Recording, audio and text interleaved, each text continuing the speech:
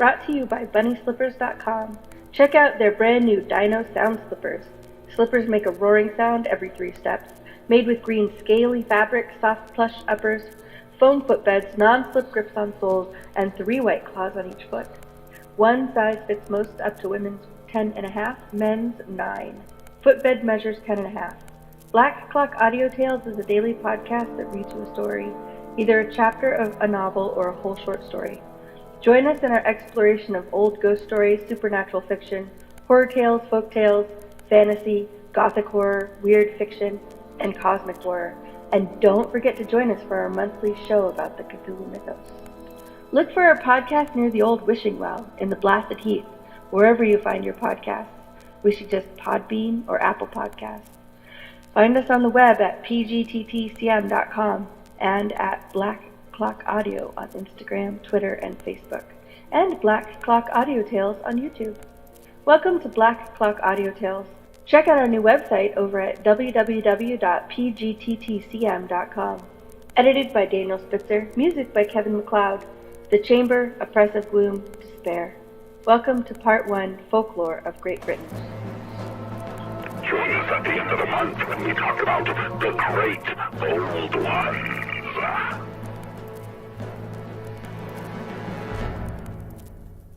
Chapter 18 of Welsh Fairy Tales.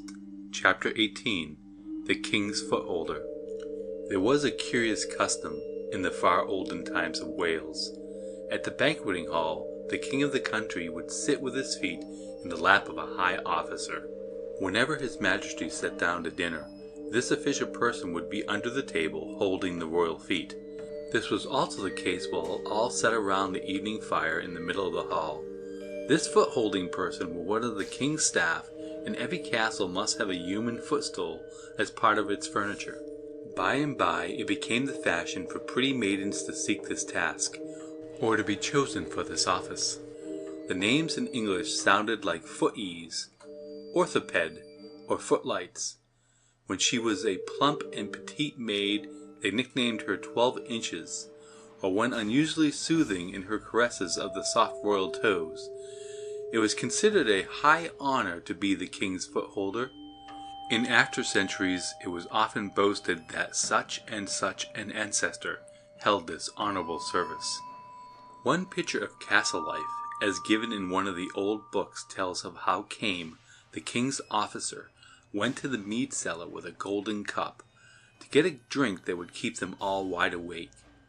He also brought a handful of skewers on, which they were to broil on the callops, or bits of meat at the fire. While they were doing this, the king sat upon a seat of green rushes, over which was spread a flame-colored satin cover, with a cushion like it for his elbow to rest upon. In the evening the harpers and singers made music, the bards recited poetry, or the good storytellers told tales of heroes and wonders.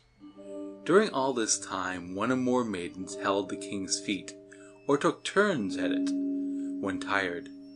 For often the revels or songs and tales lasted far into the night. At intervals, if the story was dull, or if he had too much dinner, or had been out hunting and got tired, his majesty took a nap, with his feet resting upon the lap of a pretty maiden. This happened often in the late hours, while they were getting the liquid refreshments ready. Then the king's chamberlain gently nudged him to be wide awake, and he again enjoyed the music and the stories while his feet were held. For altogether it was great fun. Now there was once a prince of Gwynedd in Wales named Math, who was so fond of having his feet held that he neglected to govern his people properly. He spent all his time lounging in an easy chair, while a pretty maiden held his heels and toes. He committed all public cares to 2 of his nephews. These were named for short Gilly and Gwed. The one whom the king loved the best to have her hold his feet was the fairest maiden in all the land, and she was named Gowen.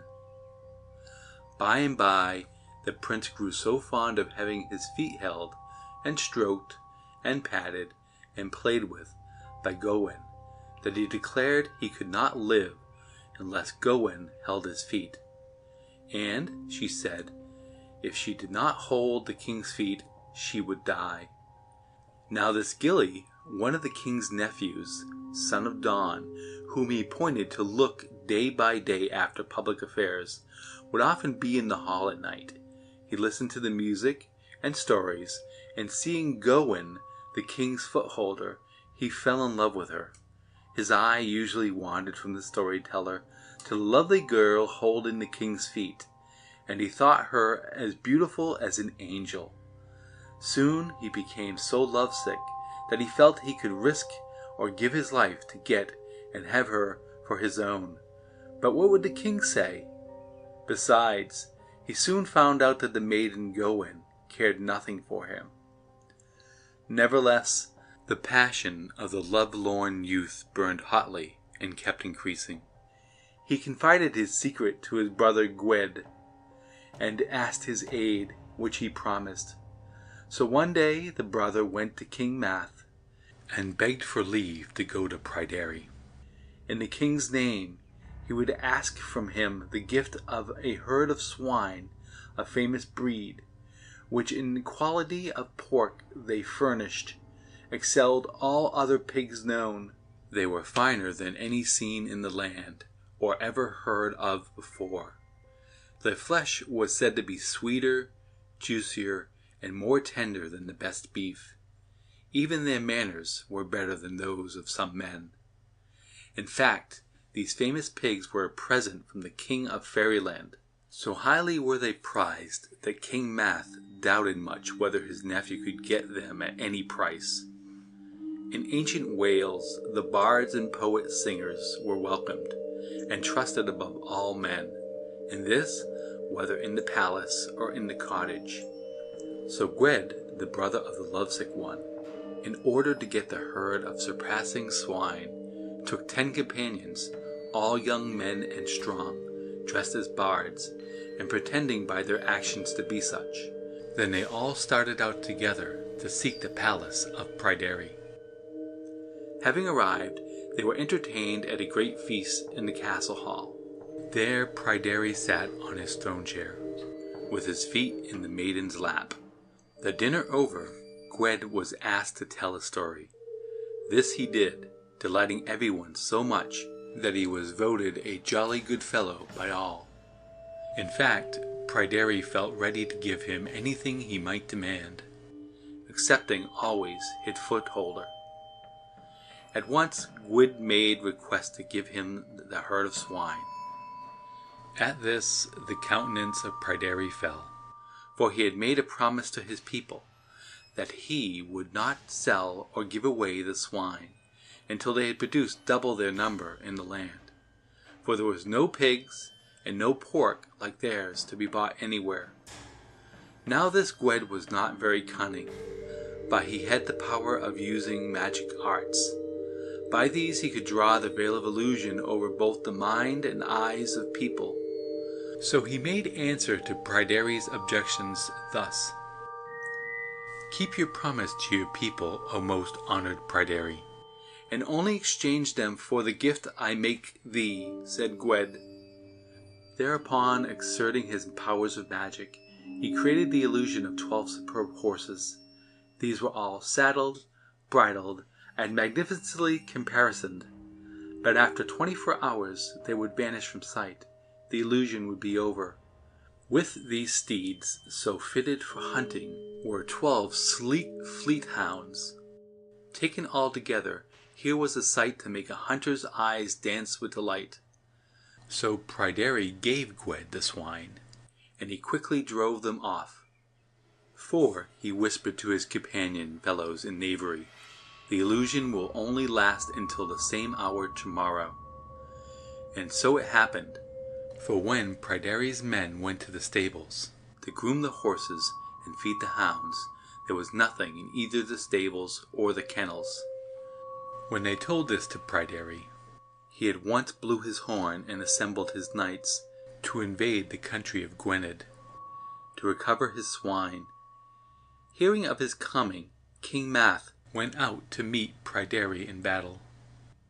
But while he was away with his army, Gilly, the lover, seized the beautiful maiden Gawain, who held the king's feet in her lap. She was not willing to marry Gilly, but he eloped with her and carried her off to his cottage. The war which now raged was finally decided by single combat, as was the custom in old days. By this, the burning of the peasants' houses and the ruin which threatened the whole country ended, and peace came. It was not alone by the strength and fierceness of King Math, but also by the magic spells of Gwed that Pryderi was slain. After burying the hero, King Math came back to his palace and found out what Gilly had done. Then he took Gawain away from Gilly, and to make amends for her trouble in being thus torn from his palace, King Math made her his queen. Then the lovely Gawain shared his throne, covered with the flame-colored satin. One of the most beautiful maidens of the court was chosen to hold his feet, until such time as a permanent choice was made. As for the two nephews, who had fled from the wrath of their princely uncle, they were put under bans as outlaws, and had to live on the borders of the kingdoms. No one of the king's people was allowed to give them food or drink, yet they would not obey the summons of the king to come and receive their punishment. But at last, tired of being deserted by all good men and women, they repented in sorrow. Hungry, ragged, and forlorn, they came to their uncle, the king, to submit themselves to be punished. When they appeared, Math spoke roughly to them and said, "You cannot make amends for the shame you have brought upon me. Yet since you obey and are sorry, I shall punish you for a time and then pardon you. You are to do penance for 3 years at least." Then they were changed into wild deer, and he told them to come back after 12 months. At the end of the year they returned, bringing with them a young fawn. As this creature was entirely innocent, it was given a human form and baptized in the church. But the two brothers were changed into wild swine, and driven off to find their food in the forest. At the end of the year, they came back with a young pig. The king had that little animal changed into a human being, which, like every mother's child at the time, received baptism. Again the brothers were transformed into animal shape, this time as wolves, and were driven out to the hills. At the end of 12 months' period, they came back, 3 in number, for one was a cub. By this time, the penance of the naughty nephews was over, and they were now to be delivered from all magic spells. So the human nature was restored to them, but they must be washed thoroughly. In the first place, it took much hot water and lye, made from the wood ashes, and then a great deal of scrubbing to make them presentable. Then they were anointed with a sweet-smelling oil, and the king ordered them to be arrayed in elegant apparel. They were appointed to hold honorable office at court, and from time to time go out through the country and call the officers to attend public business. When the time came that the king sought for one of the most beautiful maidens who should hold his feet, Gwed nominated to the prince's notice his sister, Aaronrod. The king was very gracious, and thereafter she held his feet at all banquets. She was looked up to with reverence by all, and held the office for many years. Thus King Math's reputation for grace and mercy was confirmed. Chapter 19 of Welsh Fairy Tales. Paul, Prince of Dyfed. One of the oldest of the Welsh fairy tales tells us of Pwyll, king of fairyland, and the father of the numerous clan of the Pauls. He was a mighty hunter. He could ride a horse, draw a bow, and speak the truth. He was always honored by men, and he kept his faith and his promises to women. The children loved him, for he loved them. In the castle hall, he could tell the best stories. No man, bard or warrior, footholder or commoner could excel him in gaining and keeping the attention of his hearers, even when they were sleepy and wanted to go to bed. One day, when out hunting in the woods, he noticed a pack of hounds running down a stag. He saw at once that they were not his own, for they were snow white in color and had red ears. Being a young man, Paul did not know at this time of his life that red is the fairy color, and that these dogs were from fairyland. So he drove off these red-eared hounds, and was about to let loose his own pack on the stag, when a horseman appeared on the scene. The stranger at once began to upbraid Paul for being impolite. He asked why his hound should not be allowed to hunt the deer. Paul spoke pleasantly in reply, making his proper excuses to the horseman. The two began to like each other, and soon got acquainted, and mutually enjoyed being companions. It turned out the stranger was Erawan, the king in fairyland, and he had a rival named Harrigan, who was beating him and his army in war. So Erawan asked Paul to help him against his enemy. He even made requests that 1 year from that time, Paul should meet Harrigan in battle. He told him that one stroke of his sword would finish the enemy. He must then sheathe his weapon, and not on any account strike a second time. To make victory sure, the king fairy would exchange shapes with the mortal ruler, each take not only the place, but each the shape and form of the other. Paul must go into fairyland and govern the kingdom there, while Erawan should take charge of the affairs at Dyfed. But Paul was warned again to smite down his enemy with a single stroke of his sword. If in the heat of conflict and the joy of victory, Paul should forget and give a second blow to Harrigan, he would immediately come to life and be as strong as ever. Paul heeded these words. Then, putting on the shape of Erawan, he went into fairyland, and no one noticed or thought of anything different from the days and years gone by. But now, at night, a new and unexpected difficulty arose. Erawan's beautiful wife was evidently not in the secret, for she greeted Paul as her own husband. After dinner, when the telling of stories in the banqueting hall was over, the time had come for them to retire. But the new bedfellow did not even kiss her, or say good night, but turned his back to her and his face to the wall, and never moved until daylight. Then the new king in fairyland rose up, ate his breakfast, and went out to hunt. Every day he ruled the castle and kingdom as if he had always been the monarch.